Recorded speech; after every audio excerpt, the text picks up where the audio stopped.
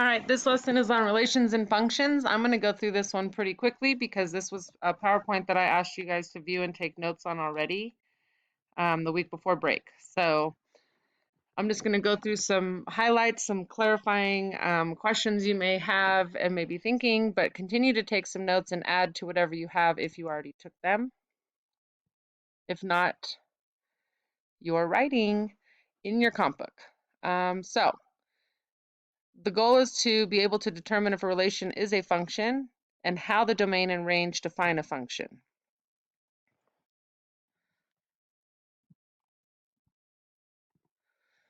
Okay, so these are the terms: continuous, discrete, domain, function, one-to-one, range, and relation. The explore and reason has you thinking about what would make sense for the number of desks that would be in a study hall, the number of rows. In this picture, you see 5 desks per row. So what would be a reasonable number of rows? It could be anything from, 1 row to the number that will fit in the classroom or the study hall. What's not reasonable would be less than 1. You would need to have at least 1 row because it says that the desks are arranged in rows, like the horizontal ones in the picture. So you've got 5. What would make sense? At least 1 row up to the number that would fit in the classroom.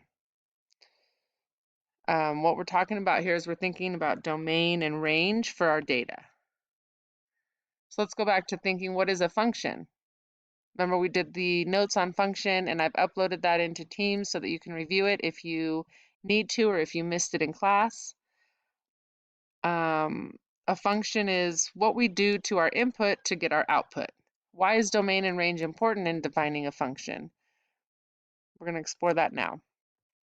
So the domain is our set of inputs. The function or the range is our set of y, of our outputs. A relation is a set of ordered pairs. So each one of these is the relation of the function. And the function is a relation in which each input is assigned to exactly 1 output. So we wouldn't want to see 1, we do a function for 1, we get 11, and then another time we do the function and we get 12. That would not be a function. So you just have to make sure that each input goes only to 1 output. Consider inputs as x values and y and outputs as y values. So I just want to put this in a perspective a little bit. We've got a function, and that is the relation of inputs and outputs. And you should write this down. It's a good way to kind of organize what we're dealing with here. So we're going to have our range and our domain as the 2 parts of a function. Domain, remember, is our x values. Range is our y values. Another word for that is saying our inputs and our outputs.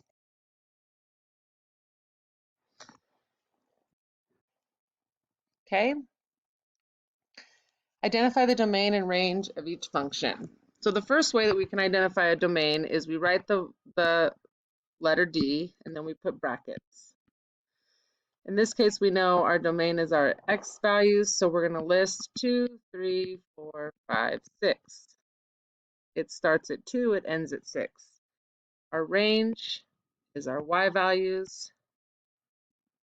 and those are 0, 1, 2, 3, 4. For now, we're going to leave it like that. There's a shortcut we can apply later. I want you to do the same thing here for your domain and your range. Oops, that was a backwards bracket. Identify those, list them here, pause, and move on when you're ready. A function can model each situation. What is a reasonable domain and range for each function? So we're talking about a hose filling a 10,000-gallon swimming pool at a rate of 10 gallons per minute. We could list the minutes is our x, total number of Gallons would be our range, which is our Y value. We have an input, we have an output. So thinking about this, we could have 0 minutes and we could have 0 gallons. At 1 minute, if it's 10 gallons per minute, we would have 10 gallons. And we're not going to list all of these, but just thinking about this context, 2 minutes would give us 20 gallons, 3 minutes, 30 gallons, and so on. Any value in between here all the way up to 1,000 minutes would make sense, because at 1,000 minutes, we've got 10,000 gallons of water. And the pool only holds 10,000 gallons. So this is where it stops. This is our range. Our range ends at 10,000. Our domain range ends at 1,000. So thinking about the context and the information given, we need to write these constraints. These are our constraints where our data lies. Next example, a restaurant needs to order chairs for its tables. One table can accommodate 4 chairs. So 1 table, 4 chairs. Domain, you can have 0 tables, 0 total chairs. So domain being tables, range is the total number of chairs. What are we doing to the number of tables? We're multiplying it by 4. That's our function, because there are 4 chairs per table. We're not sure how big the restaurant is. We know that maybe 1,000 would be an unreasonable amount of tables. That would make 4,000 chairs. I don't see a restaurant ever being that big. So you're just kind of thinking about what would make sense for this context.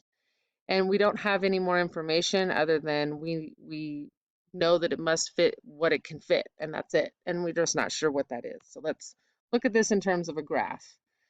2 more vocabulary words. Is the domain for each situation continuous or discrete? Continuous, you can see that the line for this hose and pool situation is filled in. That means that all values along this line will make sense and be a part of this data. The water is continuously running. Time is continuously ticking. Therefore, all values within this line make the function true or are part of this function.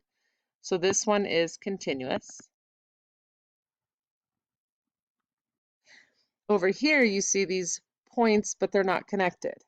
And they're not connected because you can't have a continuous number of, you can't have partial tables, you can't have partial chairs. You wouldn't have like all real infinite numbers in between these whole numbers. This is 1, this is 4. 1 table, 4 chairs. 2 tables, 8 chairs. So this is discrete. Okay. This just goes over that. Same thing, it's continuous when it includes all real numbers. So all the values on the line are the real numbers that are included in the function.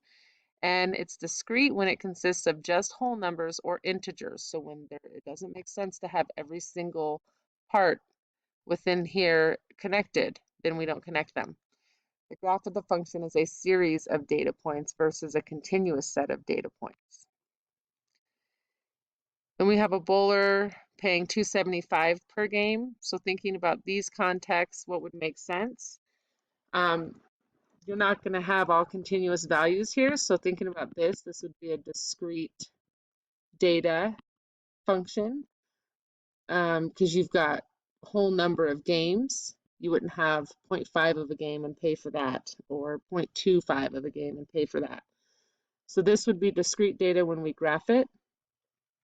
Think about the domain values and the range values for this scenario, and do the same over here, thinking about what would make sense to start and end with for our X and Y values. A car is traveling 25 miles using 1 gallon of gas.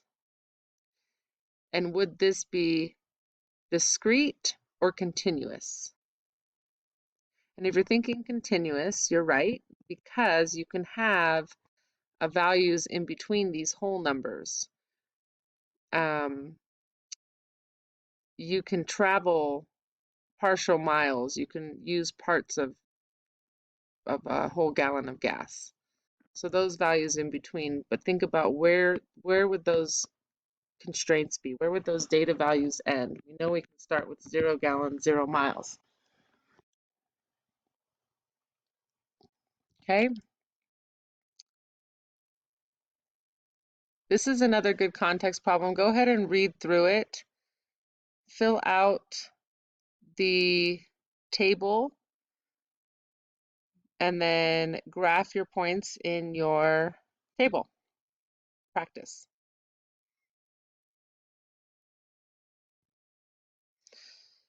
All right, the vertical line test. Very, very important concept. This is how we determine if a graph is a function or not. You can use your pencil, you can use any straight edge object, a ruler, side of a paper. Sometimes I'll even use my hand. I'll make a vertical line with my hand and move it across the graph. You can also draw the vertical line anywhere on the graph. If it hits in more than one spot, like this one does, it's hitting 2 points at a time, then it is not a function. However, if it's only hitting 1 point at a time when you're doing the vertical line test, like this one, even though it looks curved, you're still only hitting 1 point as you move across the graph from left to right. So in that case, it is a function. So that's how we do the vertical line test. This one wouldn't pass the vertical line test, therefore it's not a function, but you can still identify the domain and range of this. If you look at where does your x value start, it starts at 0. Where does it end? Well, it's not really ending. It's got an arrow. So we can say that it goes all the way from 0 through any number that is equal to, I would say, 3. Let's see, 1, 2, 3. Nope, we're going to do x. Sorry, 1, 2, 3, 4, 5. Greater than or equal to 5, because that arrow keeps moving. It's going to go past the 5th value here for x. Looking at range, it's going to be any number that is, this keeps going down, so it's going to go greater than negative, what is that, negative 1.3. So greater than negative 1.3, and that's greater than negative 1.3. But if you look up here, this number is already greater than negative 1.3. Actually, sorry, this would be less than. My bad. Hold on. Less than negative 1.3, greater than, what is this value? 1, 2, oh, about 3. We'll estimate it. So we can rewrite this as less than or equal to 1.3, negative 1.3, and also greater than positive 3. So this is where our knowledge of those compound inequalities comes in, because this is how we're going to interpret domain and range values and how we write them when we've got more than one set of points there. Okay, so you can practice with these. I'll let you pause and practice just to get that fluency, and I'm going to continue on. Same with those. Okay. A function is one-to-one if no two elements of the domain map to the same element in the range. When two or more elements of the domain map to the same element of the range, the function is not one-to-one. So we're looking at domain is our x, range is our y. So I'm just using different notation. So we have the list 1, 5, 7, 8 for our domain. Our range 2, 6, 1, 0. Let's reread this. A function is one-to-one if no two elements of the domain map to the same element in the range. We don't have any repeats here. When two or more elements of the domain map to the same element of the range, the function is not one-to-one.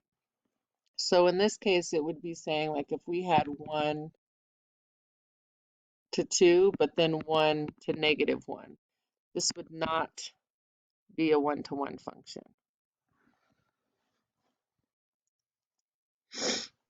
Is the relation a function? If so, is it a one-to-one or not one-to-one? So here we have 1 and 2 both go to 17.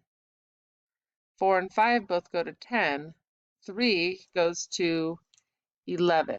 So first question, is it a function? Yes, it is. Oh, no, go back.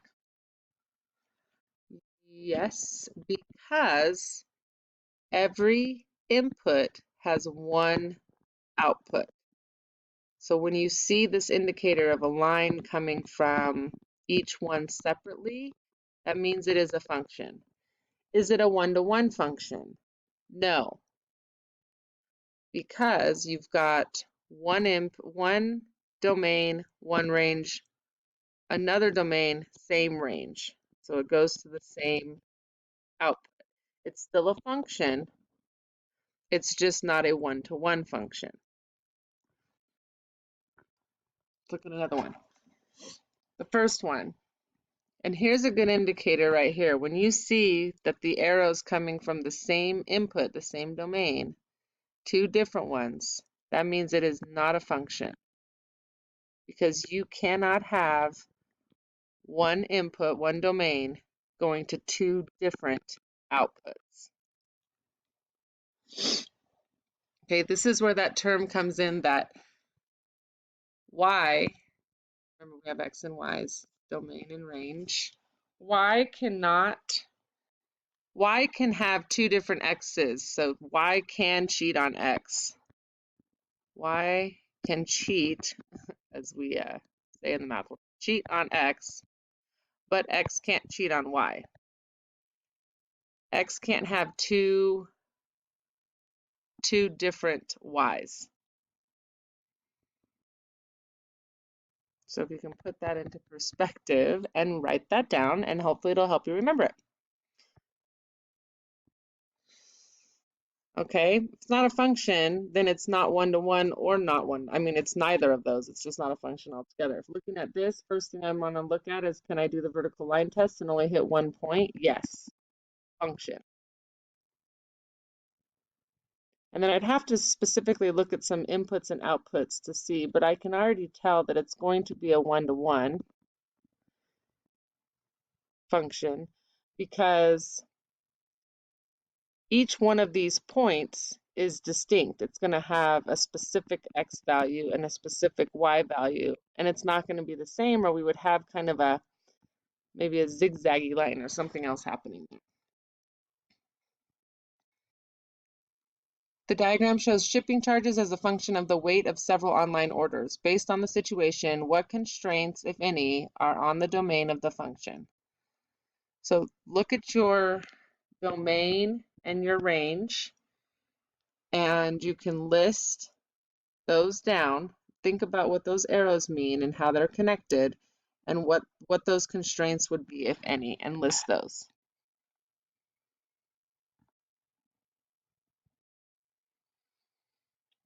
Here's some more examples. Thinking about the context, what would make sense for number of items and amount of money? Number of items is going to be X, which is the domain, and Y will be the amount of money. And remember, money is always going to be our output, which will be our range. So practice that, put that in perspective, pause, move on. Summary. Read through the summary, take down any notes that you didn't already have,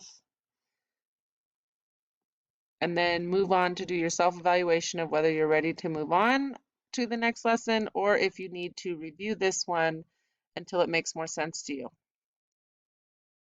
You guys are continuing to work independently.